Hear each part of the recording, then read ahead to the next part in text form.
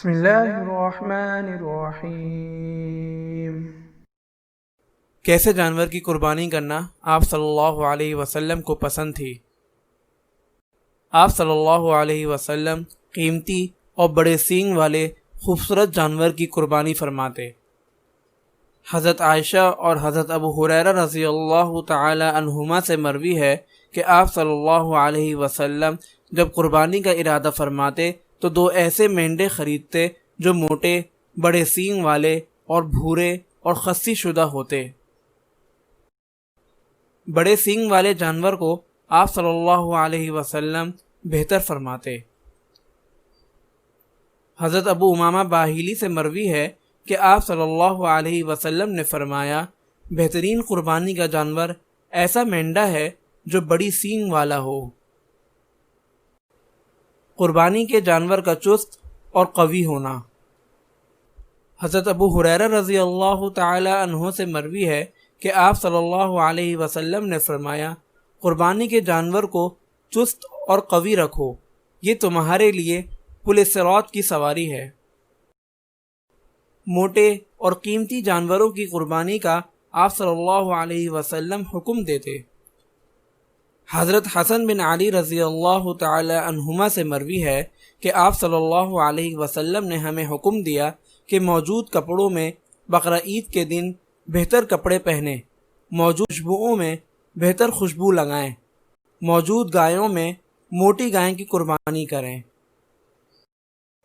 حضرت ابو الاسد اسلمی رضی اللہ تعالی عنہ کی روایت میں ہے کہ آپ صلی اللہ علیہ وسلم نے فرمایا، سب سے افضل اور بہتر قربانی کا وہ جانور ہے جو زیادہ قیمتی اور موٹا ہو۔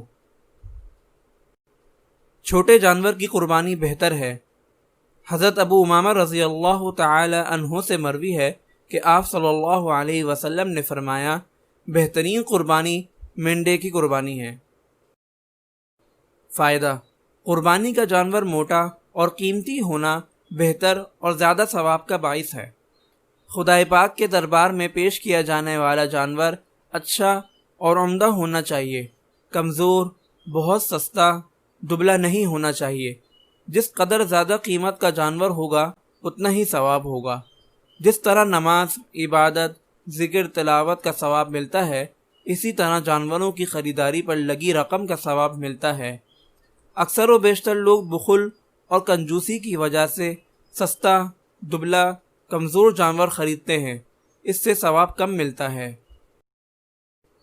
نفس جب سستا جانور اور کم دام والا جانور خریدنے کو کہے اور جس کی زیادہ قیمت ہو اور بہتر ہو اس سے بچنے کو کہے اور اعراض کرے تو نفس کو کہے، جس خدا نے روپیہ دیا ہے، جس کے فضل اور توفیق سے ہم قربانی کے لائق ہوئے، غنی، صاحب نصاب ہوئے، اسی میں تو یہ روپیہ جا رہا ہے، جس نے دیا ہے، جس نے نوازا ہے، اسی کے حق میں جا رہا ہے۔ اس طرح اپنے نفس کو سمجھائے اور قیمتی جانور خریدے تاکہ کل قیامت میں زیادہ ثواب پائے۔